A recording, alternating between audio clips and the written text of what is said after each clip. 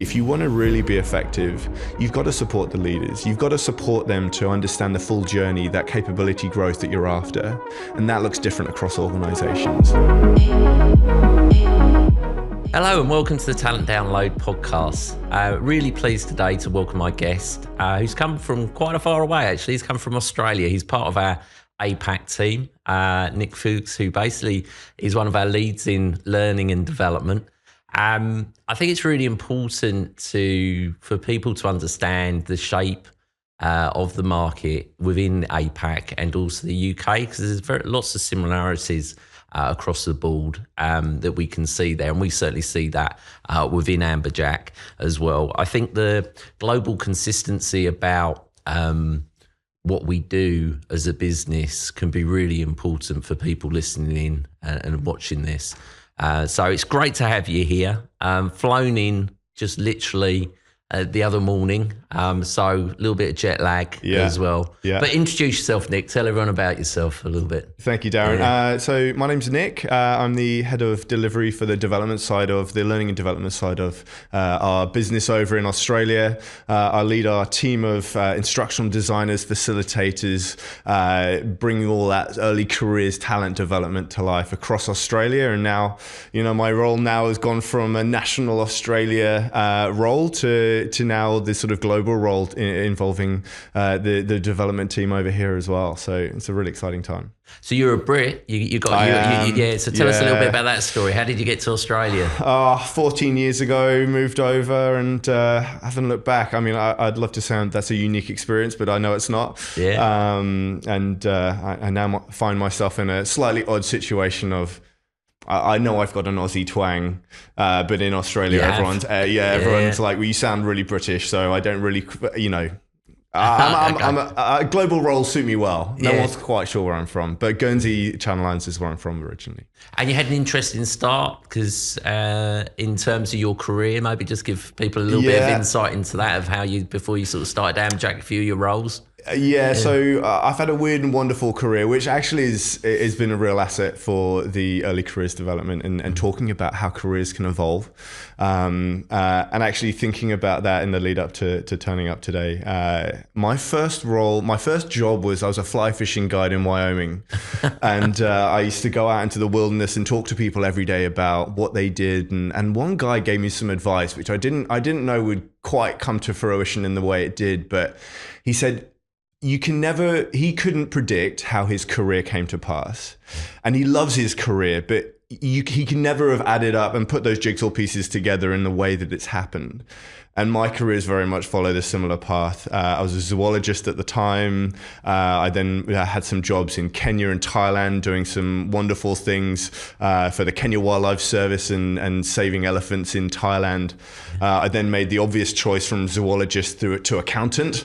And I was an auditor for KPMG and BDO. So a hard transition because I'm from the Channel Islands. So, lots of good financial services auditing needed. And when I moved to Australia 13, 14 years ago, filled a very unique niche in life where I was an accountant by week, auditor by week, and a zookeeper at Taronga Zoo in Sydney. For any of our listeners who've been to Sydney, they'll know it. It's a great zoo on the weekends. I think through that, it taught me a lot about careers and motivators and skill sets and those transferable skills, which then led me through to teaching, where I taught some science from my zoology background, a bit of maths from accounting, and then into learning and development, which ultimately for me has led to a combination of those skills and really actually lent into the soft skills that have underpinned what I've done the whole way along. But took me quite a long time to realize that there was a reason that I got taken from a zoology background into audit and accounting, which is that they knew they could throw Nick into any environment, talk to any particular client. Those were soft skills. They could teach me to be an accountant. And ultimately that's led me through my career, and I've really understood my assets in terms of my experiences and those skills, and what I also love doing as well. So no surprise, Darren, to find myself in a global role, having grown up in the Channel Islands, worked in Kenya and Thailand and the US and Australia, and now a global role, which is ideal for me. Good. Well, we could talk about the zoology quite extensively regarding it, but I'll try and keep us on track because I know everyone's listening to understand a little bit more about what we're doing in the learning space. Yeah. But give us a view of kind of what that landscape looks like at the moment, particularly you're experiencing it in APAC. You've got a global role for us in the organisation, but just give us a view of what you're seeing at the moment. Look, I think what I think is well known is that the world's an increasingly small place, and thinking about APAC trends versus UK trends, I think there's a lot of commonality across them. You're seeing a drive for AI capability and what that really means for organizations when we're looking at early careers talents and what they... A mix of what the company, the organizations want out of early careers talent development, and also what the individuals generationally or even cohort expectations and trends. There's some consistency in there, I think, across locations in that, as I say, there's a known growth in AI and how do we leverage all of the opportunities that can come out of AI, but also support this early careers talent that comes in with experience. They come in with a skill set, but how can we support them to utilize that skill set the best they can? Before AI popped up a few years ago, really popped up, that same story was being told. They came in with experience. But if you look across any cohort in a graduate program, let's say, you're going to have a mix of individuals who come in. They're not all grads straight out of uni. A lot of them are, but some of them have had previous roles already. So if you had a group of 30 graduates, how can you understand them, contextualize for individuals, contextualize for the company as well, so that when you provide development for them that's targeted towards their capability growth, and that's a mix of the company's capability growth that they want to see and also the individuals. How can you find balance between all of those things so everyone walks away gaining something? And that really that creates this melting pot of AI is in that mix, but also so are leadership skills, because generationally Gen Z, they want leadership opportunities really quickly.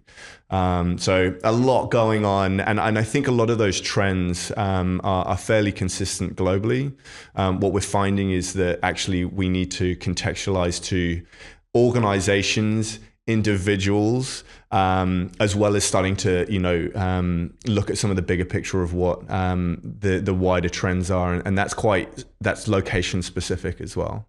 Yeah, I think it's interesting because within learning, there's obviously been this massive shift of the introduction of AI into the education system. Yeah. That sort of had this instant impact into an area where, very simply, you could actually get essays kind of written for you. Now, arguably, there were thousands of people doing that in Kenya, and people were cheating anyhow and providing that back through. Sure. But ultimately, it's instantly accessible to everyone. And the way in which kind of people started to think about learning and the ways in which that changed, of course, that's adapting and changing every day at the moment. Something that, you've got to think about. You do have to, absolutely. And again, I think it comes back to understanding that individuals across the breadth of any group will come in with a variety of experiences, and they'll be able to leverage that to differing degrees.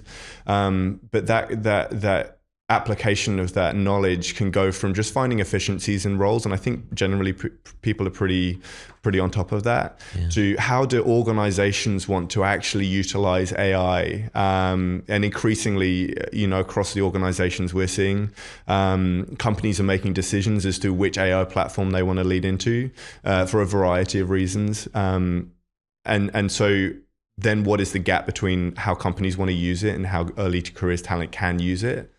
And then for us, of course, in development, focusing on those human-centered skills that really become the things that currently AI can't do, and become the differentiators between talent to be able to navigate the workplace that we now find ourselves in, which is changing really quickly, which is great for us because we want to support them in that changing landscape. But what do they really need? What is human-centered capability? And of course, I think there's plenty of conversation out there for our listeners to know. It's creativity, it's emotional intelligence. It's one thing to be able to use some AI, but it's also another thing to be able to talk to other people. There's still people behind all of this. Yeah. So how can I understand someone and work really effectively with them whilst also leveraging AI? AI is not the only story here. It's the use of it in the background as well. Yeah, agree. And how are you seeing the organisations actually keeping up with that with clients that you're working with? I think it's challenging for organisations to keep up with it, because, as I say, the organisations are making decisions as they need to, not driven by the early careers talent growth as a primary sort of focus, but their organisational needs, and then the growth across the organisation from leadership down to the early careers talent. I say down to carefully because they're really important. They're the future leaders. But regardless, there are decisions that are needing to be made as to really what that looks like, and then how can you involve graduates, let's say again, in that space, so that you're not just involving them and building skills because you think you need to, because it might have impact. Knowing that we're going to have impact, and for us, a conversation we have quite a lot is the difference between best practice and next practice. And best practice is a comparison of what people have done and what people are doing right now, but it's really a past and or current thing. And that tells you whether what you're doing in terms of, in this case, learning and development, is aligned with what the best that people do. And that's what we do at Amberjack is continually try to understand, are we doing best practice globally? And I think we are. But actually, if we want to be really good at this, best practice isn't enough, because it is kind of based on the past. We need to think about next practice. And anyone who works in learning and development, or I dare say anyone, is excited by new ideas and innovation and change, and how can we do things differently? And bringing that conversation back to AI, it's not necessarily enough to do a workshop, let's say, within a graduate journey, just on creative thinking or critical thinking or problem solving. That probably leans into best practice. Next practice focuses more on impact. So how can you develop those skills, but give them a scenario, give them a situation where they can then actually have impact? And that leans into things like innovation challenges, where you give graduates opportunities to work on real challenges, real business problems, needs within businesses, where they go, if we lean into the AI conversation, how is this company going to use AI within their organization? And I'm not just talking about the efficiencies of, writing emails for you and things like that. How are they really going to use it? And if you give them opportunities to, as a group, in small groups, really workshop real problems that the organization's facing. And at the end of the day, not only do they get to present that to senior leaders, which gives them this wonderful platform to demonstrate all of their skills and all of the things that they've worked on, but actually, if you can make that into a project that could actually come to life, that might have a budget in the end of the day, now graduates start elevating their development and their potential to real impact. And that's where you start going from best practice to next practice and really elevating what they do and their development. And we are seeing that increasingly, these innovation challenges that a lot of our clients run in Australia, at least. They are real opportunities for them to have real impact and start elevating themselves beyond just, I'm a graduate, I've got to learn some things, some technical skills, I've got to learn some soft skills. Now I'm really creating a personal brand that can lead me somewhere great in the future. And they're excited by that. And of course, the organizations are. And do you see any pressure points kind of in that for employers? It's kind of that they need to sort of think about, I guess. I do. I think there's a lot of pressure points. I think organizations increasingly are looking at ROI and how they can show that in the learning and development space, development is having impact. But again, it depends on how you view that impact. What does that really look like? What does that mean for an organization? It's a tricky thing, ROI for development, because you can run a survey after a workshop and go, how was it? And the grads will be like, great, it was great. I really liked it. And occasionally they'll give you really good feedback, and that's how we get better. But let's say they broadly go, great. It's quite hard to, in a valid way, know that a week later, a month later, a year later, that one workshop has had impact, because inevitably, as soon as they leave that room, let's say it's face-to-face, they leave that room, there's all these other influences that come in that might be the reason why they grew. So it's quite hard to know for sure. And so you need to have a strategy that doesn't just build on that short-term feedback, but also looks at longer-term feedback from the graduates, from their leaders. Leaders are a really important part of development. We talk quite a lot to the 70-20-10 model. And, what we do is the 10%, we get a really short period of time to spend with them upskilling. The 70% on the other end is really where all that learning's happening. And the bridge in the middle is the 20%, which is the leaders. So we can just do the development on that 10%, but really, if you want to really be effective, you've got to support the leaders. You've got to support them to understand the full journey, that capability growth that you're after. And that looks different across organizations. But supporting them to be that bridge is really important. And in the programs that you're, or we're delivering as Amberjack, that you're involved in, what are the approaches that are really delivering kind of strong, I guess, outcomes across those? What are we seeing? I think the areas, the approaches that are having impact are the ones that are flexible and adaptable.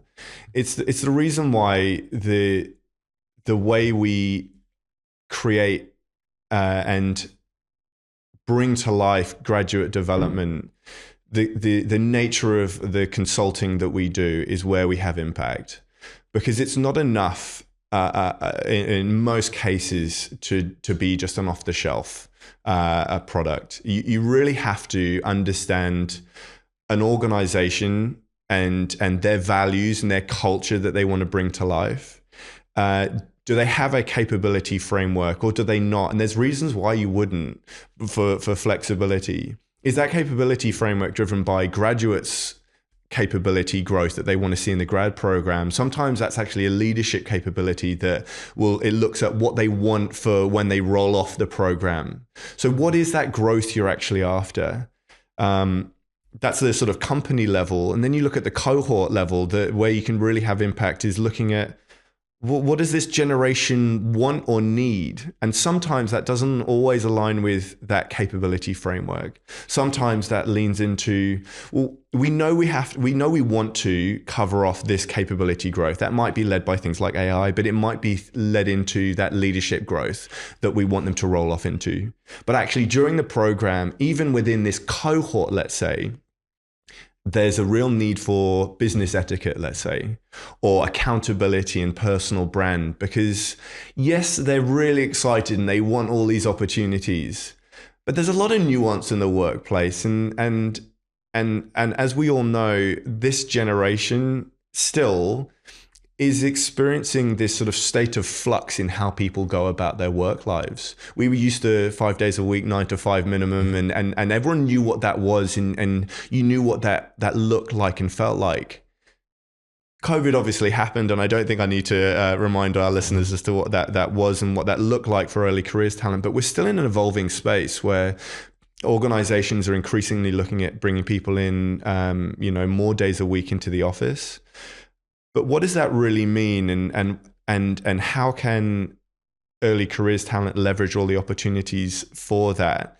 And so that creates challenges that consulting, which is what we do, allows us to address on the fly as we're going along. That's where we're adding value, is to continue to have conversations as we go through even one graduate journey, which could be 12 months, 18 months, 24 months, and figuring out, yes, we were going to do this, but we need to add in some nuance into this, which is addressing particular needs.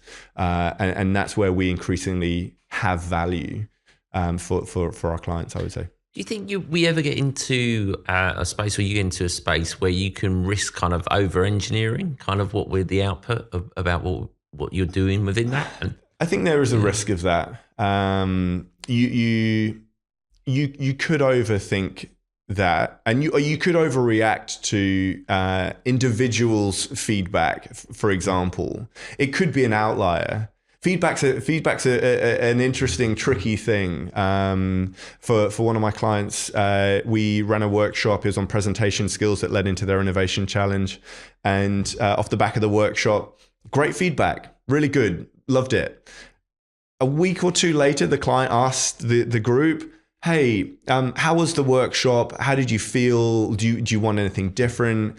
And despite giving me great feedback, 2 weeks later, they told the client, great, but, and just a few things that they wanted addressing. And part of my role is to understand that. You don't want to dismiss feedback. It's important. It's real for the people who've given that feedback, but understanding how we want to react to that feedback. And in this case, it was trying to, and I'm hearing this more and more, is give them more contextualization scenarios that are driven by the business itself. And we were doing that already, but they wanted more, and they wanted more detail. And if you, across any organization, you're not always going to get every graduate working in one business area. You're going to get a breadth of them. So now every graduate wants their scenario to be their own. And part of the conversation is, well, yes, we can do that, but also showing them that actually giving them a scenario that isn't their own is still an opportunity to grow. And that's where the sort of the skill of facilitating comes to life. These aren't classrooms, they're facilitated workshops where we unpack their experiences and we challenge what they already know, because ultimately, increasingly, this group of talent, they come in with understandings of, they've seen models that we've done before, they've done before, sorry. So how can we challenge them to go, okay, resilience, let's say, how resilient do we feel out of 10? And everyone gives themselves a 9 out of 10 on resilience. You really challenge them on what that really means for them. And of course, no one's 10 out of 10 resilient. There's always areas that we are challenged. So it's giving them options, it's giving them opportunities to challenge them, find those gaps, and then start filling those gaps. That means we start really having more and more impact with them. Do you think there's a generational side to you said about kind of the feedback kind of loop regarding that. You went for feedback initially, then was further. Do you think there's do you think there's been a sort of a change in terms of how open that feedback is around what's being provided? It's a good question. I think I dare say generationally, Gen Z, if we're okay to group them all together, are known for knowing what they want and really wanting and expecting things that you know, when I was a graduate at KPMG, I was a graduate by name and that was it. Whereas now there's an expectation for development, for example. And so they're pretty happy to give you feedback to make sure that what they were expecting comes to life. But I would say also, within any of the clients that I've got across Australia, and actually the clients that are across Australia and the UK as well, the feedback that we get from them sometimes talks to their own needs, sometimes talks to sort of broader needs. Is you have to find the line, understand what that really means for them across those locations, and where's the value? What can we actually respond to with regards to their feedback? Yeah. Do you find that the data plays quite a lot into the way in which you kind of then we go about planning, the way in which we think about things for the future? Do you utilize that a lot? We do utilize data, but it does come back to the ROI conversation and really having valid data. It's quantitative data is easier to try and make decisions from, and a lot of our data is qualitative. It comes back to understanding what's happening at any particular time, and feedback's obviously a really important sort of data point for us, for the graduates or through the leaders as well, to get some insight into what is working or what's not working, and trying to understand really what can we do off the back of that feedback. Back to that client I mentioned, I made some changes. The next workshop, one of the graduates who'd given that feedback said in their own feedback for the next workshop, we can see that what we'd asked has been responded to, which is fantastic. Great. Yeah, it's really great, and it led to a conversation for development for the next cohort, for the same client for 2026, to go, what are we doing, and where's the value that we're trying to deliver for that particular client, for example. And increasingly, I think I'm seeing a bit of a trend for our clients where they want to make sure that they're getting value from the development, because it costs money. It costs money to bring people together. It costs money to get experienced professionals to come in and facilitate contextualize client-specific workshops. But they do that for a reason. They come to us for a reason because they know we're gonna increase the impact, and because we have so much experience across lots of industries within that early career space, we can draw on that experience to deliver workshops that would be harder to do internally for an organization because they don't have the same exposure that we do, even just on its own. And we also then have insight into, for example, for that same client, we realized off the back of that, their want for the graduates' want for scenario-driven, really specific contextualization. We had been intentionally leaning into that company's values and cultures, but there was a change that had happened that hadn't really been communicated to us in the last few months. So when we looked in next year, we go, okay, great. We've been doing this, but we need to shift what we're doing, and competency alignment is increasingly something that we're seeing, or capability alignment, where it was enough previously for graduates even to run workshops that are focused on these particular topics, modules, and that was enough. And the graduates are going, great, thank you. Now you run those workshops increasingly and they go, thank you. And why am I doing that? And they want to know the bigger picture. They want to know, why am I doing that? Why is that? Is that adding value? Why is that adding value to me? So giving them that really, that full picture, and that requires planning up front to be able to tell them at the very beginning of an 18-month journey, where they're going to see me, Nick, every single workshop throughout 18 months. And I'm in the background having those strategic conversations with the client. Well, we knew at the beginning there's intention, and it's not just responding, but there's intention behind what we're doing and why we're doing it. And I can tell you every single workshop why you're doing this. And this is the bigger picture that you're working towards. There's an increasing want for that. And that then starts linking back to ROI, to know that the workshops are focused and intentional for development that will lead to those capabilities that you want when graduates roll off. And what do you see? You talked about the impacts of COVID, the change in the workplace. And obviously there's lots of kind of different data points that you can take on that. But particularly in development, in learning, instantly came a little bit of a shift in terms of classroom-based kind of learning to basically through Teams, Zoom, whatever media you're going to use to kind of get through. Yeah. How have you seen that? How have you seen kind of the impact around it? And you've got, your previous years of experience in learning.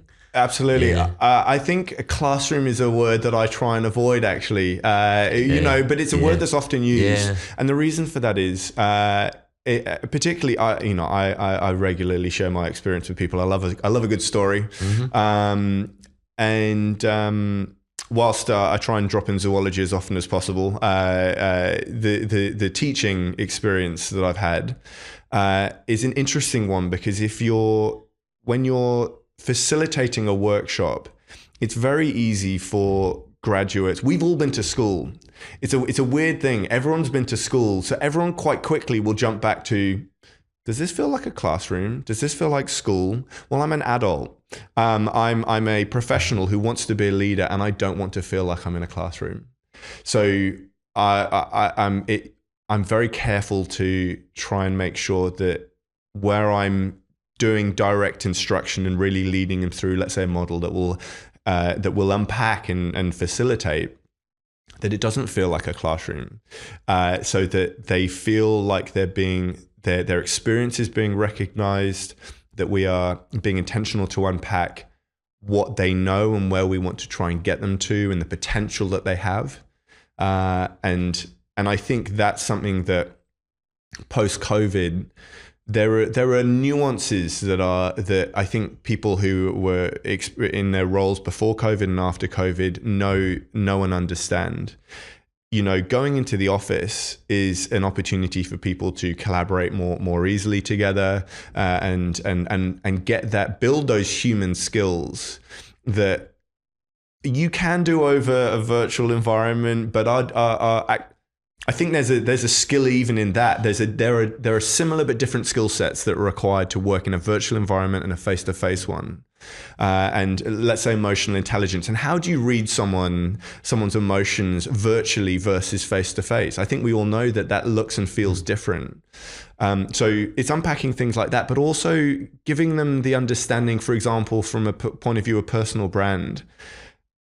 If you're in the office, you not only have the opportunity to talk to your peers, but you have the opportunity to work more closely and get exposure to managers, leaders, senior leaders, and the value that can bring, particularly as the world of work continues to change, is intangible but tangible.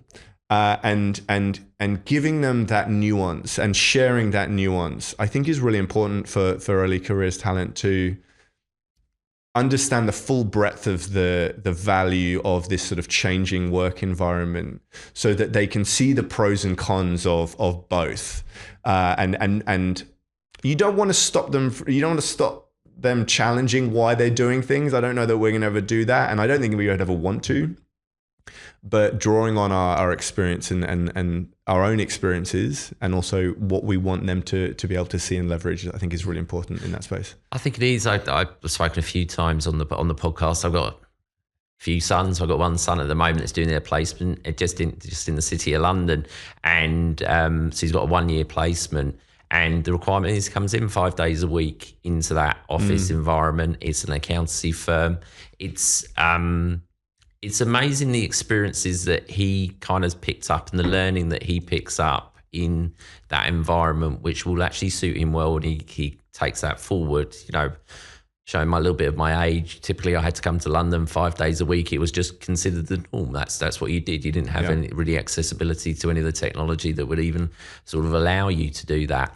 But his learning and his development and simple things like one of the partners taking him out for lunch to kind of speak and understand about how he's going at the moment and things like that are valuable learnings that he's done. And we were just talking about it at the weekend. And I just think you need to create the right environment, obviously, for the people to come in, and they need to see the need for that within the office structure. But that will last him for his development in his career. I can totally see it. Totally. I think there's also an increasing desire for, if we look at the workshops, when we looked at the data for our workshops that we're running in Australia over this year versus the previous years, the desire for workshops to be face-to-face versus virtual has shifted from 60-40 last year to 50-50 this year, with that being an increase in face-to-face workshops. Graduates want that connection, that face-to-face connection.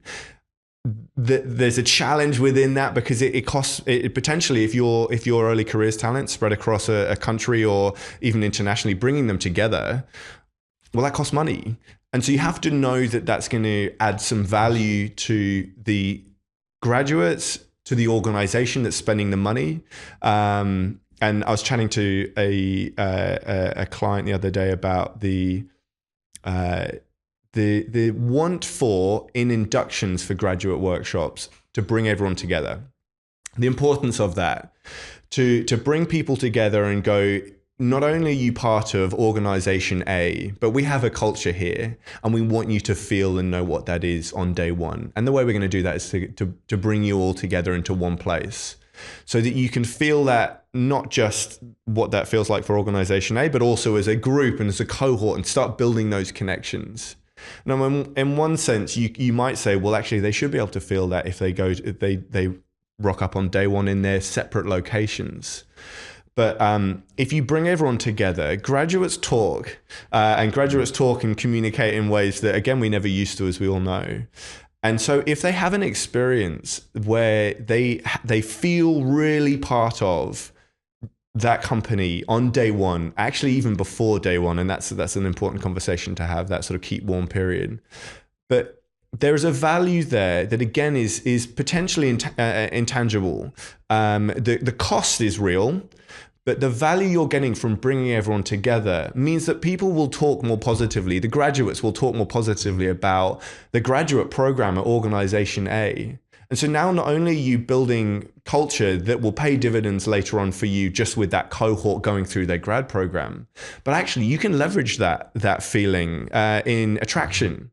It starts paying dividends elsewhere. And that's where, again, that ROI conversation is a really interesting one, because that one thing alone might provide value that we're not always thinking about in the breadth of the full grad program, not just in development that I focus all my energy on, but actually the sort of the bigger picture and how a grad program is perceived more broadly. Yeah, that's good.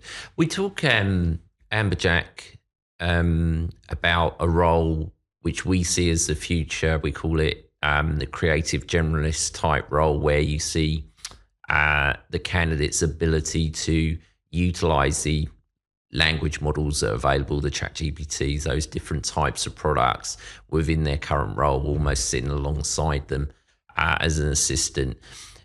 These have been around now for a little while. We talked about it a moment ago in terms of, just suddenly entering the education space, and suddenly how you had to kind of adapt to that from a teaching perspective. But I believe the future is where we need to test and look at the way in which a candidate's ability to basically utilize those types of tools for the future, because it's happening every day.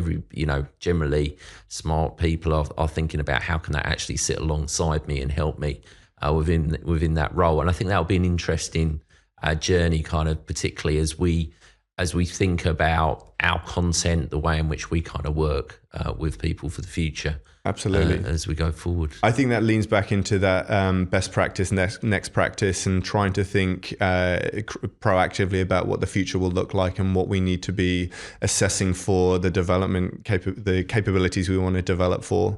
I did a talk at our industry conference in October about what the future of the grad industry might look like, and unpack some potential scenarios and of what if grad programs were not as focused on permanent roles at the end, but a recognition that it might be more project-based kind of gig work. What would that mean for grad programs?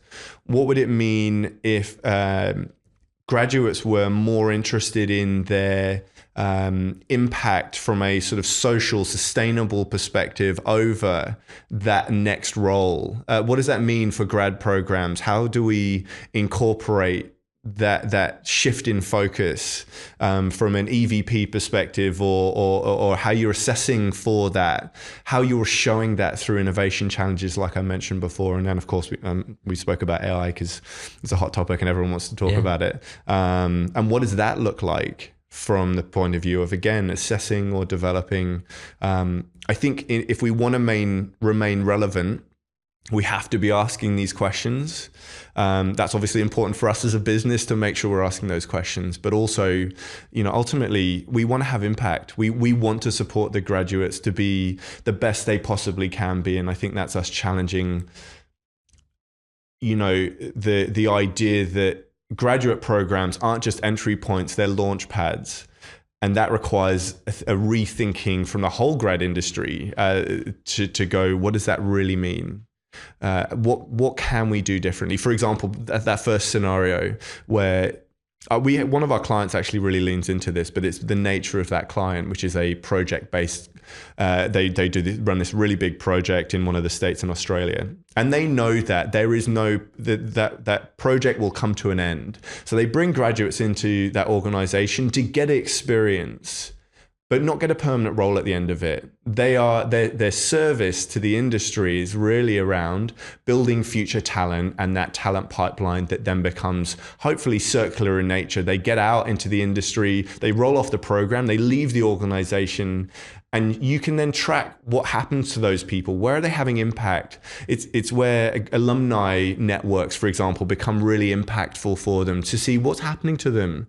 And hopefully those people might even come back back into that organization, having gained more experience into that organization, potentially if that project is still ongoing, because they know it's definite, it's not indefinite. That works for that organization, but if you look at other organizations, do they really want to put all of that investment into future talent knowing that they'll leave?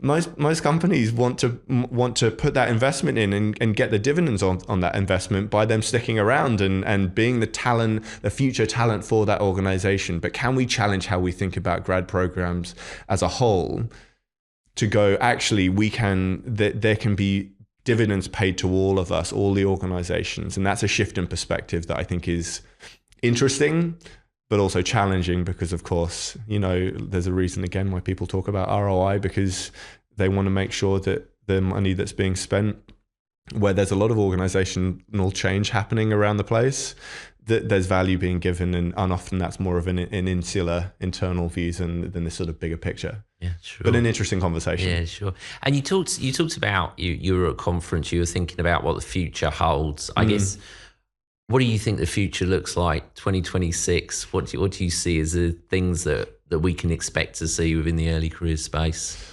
I think increasingly I'm feeling like, and of course this is self-serving, but the value for us in that consulting space to create personalized development workshops that are contextualized to the individuals as well as the organization, giving that picture and using our expertise to lean into capability alignment, looking at leadership capability growth, and really understanding what that is so that we know that we're having the impact, that future impact that we really want to have.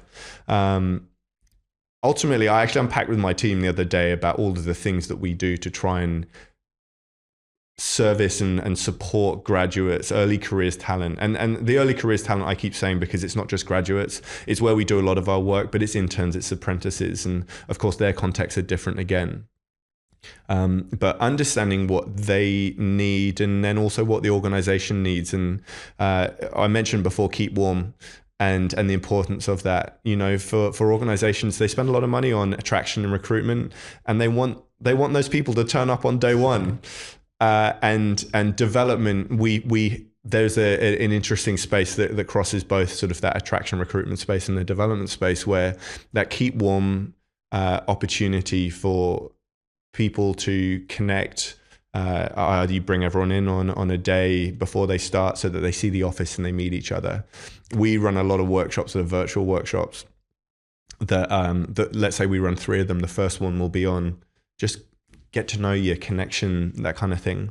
The second workshop would be on transition to work life. What does that look like? How are you feeling about turning up on day one? What will that look like for you in terms of your energy and how you're going to utilize that? What do you think the stresses might be? What are you worried about? And you open those conversations up, and it means that people not only get to talk about it and realize that they're on the same page as everyone else, but also inadvertently building some more connection along the way. Yeah. And then we'll talk about personal brand, like how do you want to rock up on day one? Know that when you turn up on day one, everything you do will impact your brand and how you're perceived. Can you totally control how other people perceive you? No, but can you influence it? You can. So giving them that perspective, and I think you really there's such an opportunity to develop skills before they've turned up on day one. Not only does that help the talent that rocks up on day one, but it helps the organization, because graduates will go, well, company A is giving me all of this before I turn up. Company B's not. I'm going to turn up to company A, and that helps with renegs. There's so many wins to be had from that. And as you know, we're trying to be adaptable in that space too. Because again, you need to be adaptable. You need to innovate, and using 60, our e-learning, micro-learning opportunity to support them when they're not in a workshop, but they can access some learning, and they still feel connected, and they can connect with that anytime. So now I not only have opportunities to see my cohort and build my development 3 times in the, let's say, 3 months before I turn up on day one, and now I can access it anytime, because I've now got like a really Gen Z friendly opportunity to upskill myself. And that's ultimately what this generation want. They want more. So, hey, we can give you more. So I think there's a lot of opportunity out there across a lot of things. And I think that's ultimately sort of the message, is that there are a lot of things that we need to get right if we're going to get this right. Yeah. It's been great listening to all your insights today, Nick. One of the things I always like to do is a quick fire, rapid question round with anyone who comes. One word answer. I sometimes allow a couple or a few more words if you want to. But I've got a whole list of quick questions for you to run through. So one word to describe today's early talent. Potential. Biggest mistake organisations make in early careers L&D. Inflexible. You're not going to like this word, but I prepared it already. So classroom learning, dead or evolving? Dead. Perfect. AI in early careers, threat or opportunity? Opportunity. The biggest differentiator for employers by 2026? Adaptability. And finally, one word that should define early careers programs of the future? Amberjack.